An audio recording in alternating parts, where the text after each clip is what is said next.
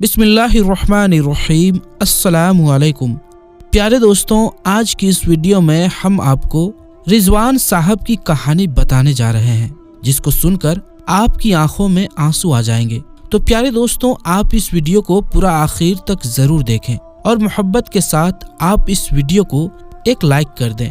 और अगर आपने अभी तक हमारे चैनल आलमी जंक्शन को सब्सक्राइब नहीं किया है तो जल्दी से आप इस चैनल को सब्सक्राइब कर दें, ताकि हमारे आने वाले तमाम वीडियोस की नोटिफिकेशन आप तक पहुंचती रहे।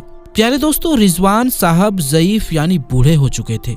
इनकी 4 लड़कियां थी और चारों के चारों शादी के लायक हो चुकी थी। सबसे बड़ी लड़की तकरीबन 24 साल की थी, उससे छोटी तकरीबन 22 साल की थी, उससे छोटी तकरीबन 20 साल की थी और सबसे छोटी लड़की तकरीबन 18 साल की थी। रिजवान साहब का कोई बेटा नहीं था और गरीबी की वजह से इनकी लड़कियों की शादी नहीं हो पा रही थी। रिजवान साहब अपने घर में अकेले कमाने वाले थे।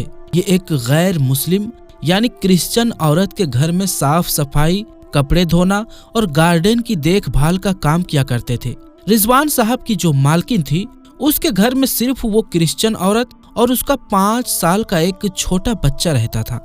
उसका शौहर विदेश में बिजनेस देखता था और ये क्रिश्चियन खातून यहाँ के 2 फैक्ट्रियों को संभाला करती थी। ये औरत रिजवान साहब से बहुत परेशान हो चुकी थी, क्योंकि रिजवान साहब की उम्र हो जाने की वजह से कोई भी काम ठीक से नहीं कर पा रहे थे।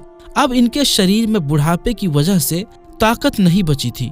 रिजवान साहब कपड़ा धुलते तो अच्छे से साफ ना कर पाते, घर और गार्डन की सफाई अच्छे से नहीं कर पाते थे। लेकिन अब क्या करते, भूखे पेट को कैसे पालते?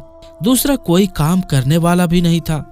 रिजवान साहब काम करते करते एक दर पर बैठकर सो भी जाया करते थे। इनकी जो मालकिन थी वो इनसे बहुत परेशान हो चुकी थी, लेकिन इनकी गरीबी और ईमानदारी की वजह से इनको काम से नहीं निकाल रही थी। लेकिन एक दिन कुछ ऐसा हुआ कि गार्डन साफ करते करते गार्डन में ही रिजवान साहब सो गए और एक गाय आकर सारे गार्डन को खराब कर दिया। फिर जब शाम को मालकिन आई तो अपने गार्डन को इतना खराब देखकर रिजवान साहब पर बहुत गुस्सा हुई और खूब डांटा और बोला, अगर अब आपसे कोई भी गलती हुई तो मैं आपको काम से निकाल दूंगी। मालकिन की डांट सुनकर अपने घर जाने लगे। रास्ते में इनको इनके मोहल्ले का एक दुकानदार मिला और इनको 4 बातें सुनाई। रिजवान भाई, तुमने मेरे 10 किलो चावल और 2 किलो दाल के पैसे आज तक नहीं दिया है। अगर 2 दिन में मेरे पैसे ना दिए तो देख लेना क्या होगा। उनकी बातें सुनकर रिजवान साहब अपने घर पहुंच गए। घर पहुंचते ही मंझली बेटी ने एक गिलास पानी लाकर दिया। फिर उनकी बूढ़ी बीबी बगल में आकर बैठ गई और कहा, साहब, आज रमजान का चांद नजर आ गया है। रमजान का सामान चाहिए। घर में कुछ पैसा नहीं है और ना ही एक सामान है। दुकान वाला अब उधार देने को मना कर दिया है। बेटियों का कोई कहीं से रिश्ता नहीं आ रहा है और जो आते भी हैं वो दहेज मांगते हैं। अब कल घर में क्या खाने को बनेगा?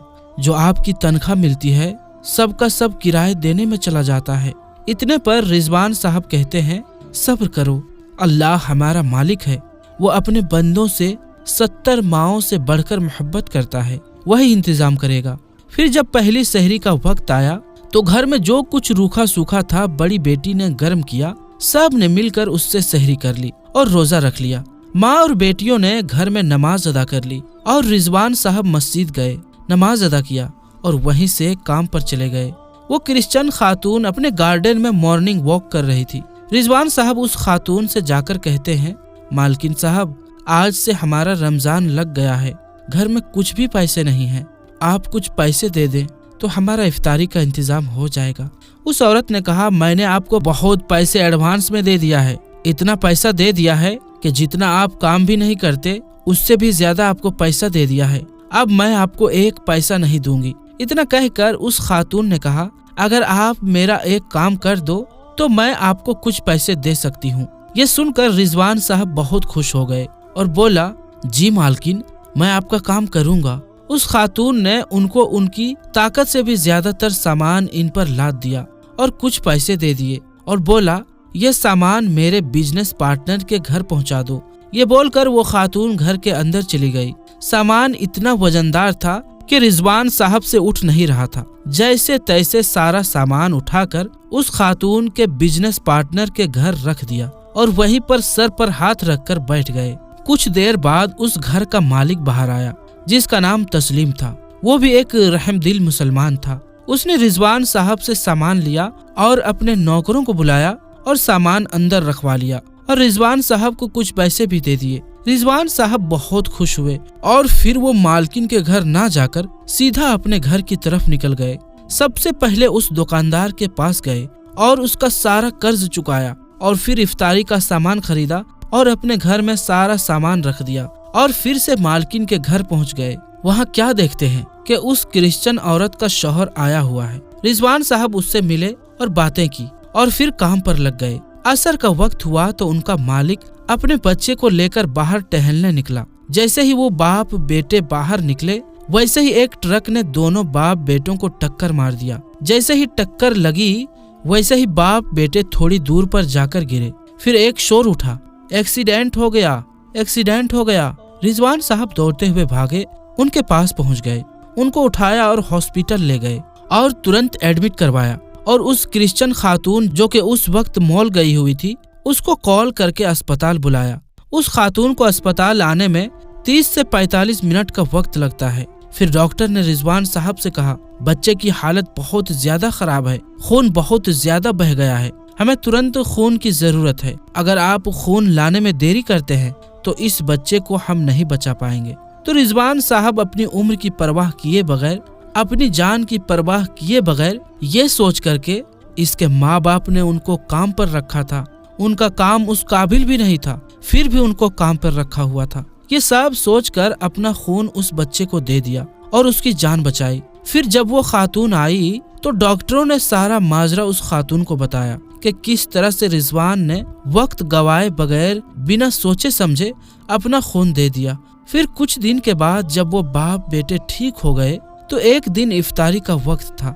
रिजवान साहब अपने परिवार के साथ इफ्तारी करने बैठे थे कि इतने में मालिक और मालकिन उनके घर आ गए और उनके साथ रोजा इफ्तार किया और उनका बहुत बहुत शुक्रिया अदा किया।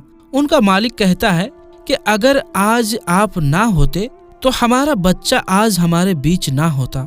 हमारी घर की खुशी आज जो भी है वो सब की सब आपकी वजह से है। फिर रिजवान साहब का मालिक और उसकी बीवी हर रोज इफ्तारी के वक्त रिजवान साहब के घर में आया करते थे और अपने साथ में फल फ्रूट और इफ्तारी का सामान भी लाया करते थे और उनके साथ में ही बैठकर इफ्तारी किया करते थे और इस्लाम और दीन की बातें भी सीखा करते थे। फिर उसके बाद उस शख्स ने रिजवान साहब की चारों बेटियों की शादी अपने पैसों पर धूमधाम से करवा दी और रिजवान साहब का फिर भी बहुत शुक्रिया अदा करता रहा कि आज आपकी वजह से ही हमारे घर में रौनक बनी है, तो क्यों ना मैं आपके घर के भी रौनक बना दूं। प्यारे दोस्तों, आपने देखा कि रिजवान साहब को अल्लाह पर कितना पुख्ता यकीन था कि उन्होंने इस उम्र में भी मेहनत करना नहीं छोड़ा और अल्लाह तबारक व ताला ने एक क्रिश्चियन के जरिए उस रिजवान साहब की किस तरह से मदद फरमाई। दोस्तों, अगर हम भी अल्लाह तबारक व ताला पर जितना पुख्ता यकीन रखेंगे तो अल्लाह तबारक व ताला हमारी मदद के लिए शैतान को भी भेज सकता है। तो दोस्तों, हमारी आज की इस वीडियो से आपने क्या सीखा, हमें कमेंट बॉक्स में जरूर बताएं और इस वीडियो को ज्यादा से ज्यादा लोगों तक शेयर भी कर दें। तो दोस्तों, इंशाअल्लाह मिलते हैं फिर किसी नई वीडियो के साथ। तब तक के लिए अस्सलामु अलैकुम, अल्लाह हाफिज।